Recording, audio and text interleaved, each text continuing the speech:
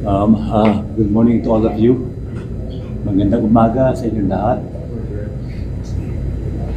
Today, October 29, 2025, we are already 44 days old.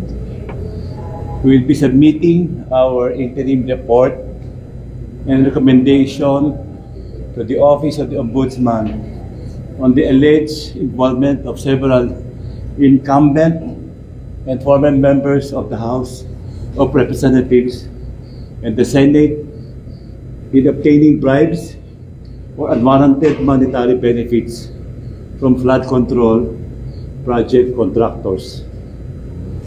We recommended the filing of criminal and administrative charges against the following persons.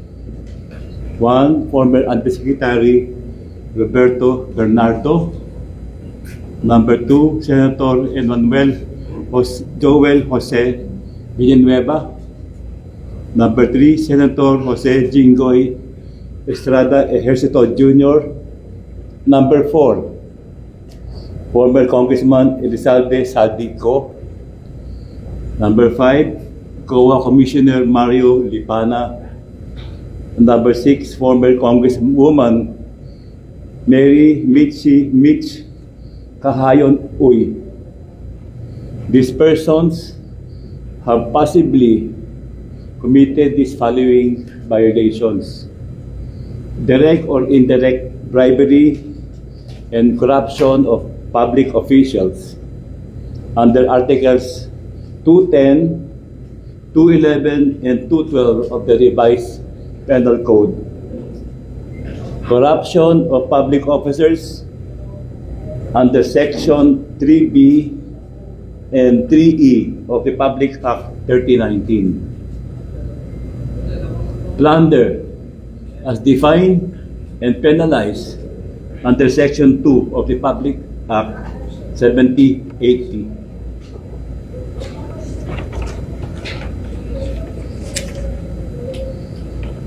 Based on the testimonies and narrations of the witnesses, the scheme starts from the proponent, who is either a member of the Senate or of the House of Representatives, who will inform Engineer Alcantara that he or she has a budget allocated for infrastructure projects.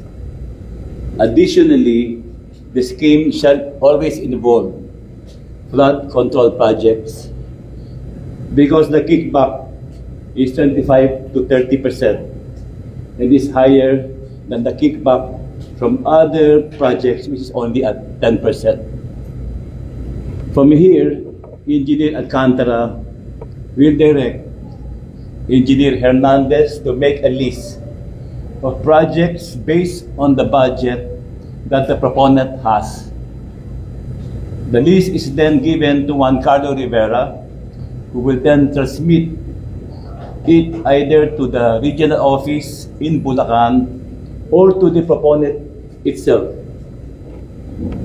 If the list was forwarded to the DPWH Regional Director, it will be included in the National Expenditure Program, or what we call NEP-NEP. On the other hand, if the list is given to the proponent itself, he or she would insert the projects in the House General Appropriations Bill called HGAB, or bicameral insertions wherein it would be reflected in the General Appropriations Act known as GAA. Once the projects were reflected in the NEP or GAA, Rivera will make a summary of the projects, while Engineer Alcantara would then choose the contractors who would then implement the project. This would trigger the payment or obligations or SOP to the proponent. An advance payment of 10% of the budget allocation when the NEP is released, while the remaining 15% would be paid off to the proponent when the GAA is passed.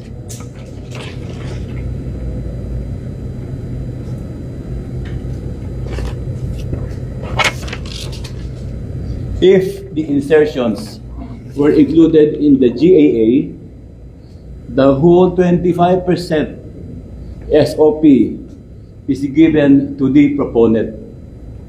This 25% payoff is advanced by the contractors to ensure that the project will be awarded to them. Their testimonies and affidavits named above mentioned government officials or former government officials as primarily involved with these violations. With this filing, we remain true to our commitment to the Filipino people. No one will be spared in this fight against corruption. Politicians and government officials will be investigated and charged by credible evidence. Those found responsible will face the consequences and held accountable under the rule of law. To aspiring criminals, crime will not and does not pay. We will continue to investigate, follow the evidence, pursue charges to the very last man involved. Justice will not be delayed this time. This is our promise to our countrymen. Thank you and good morning.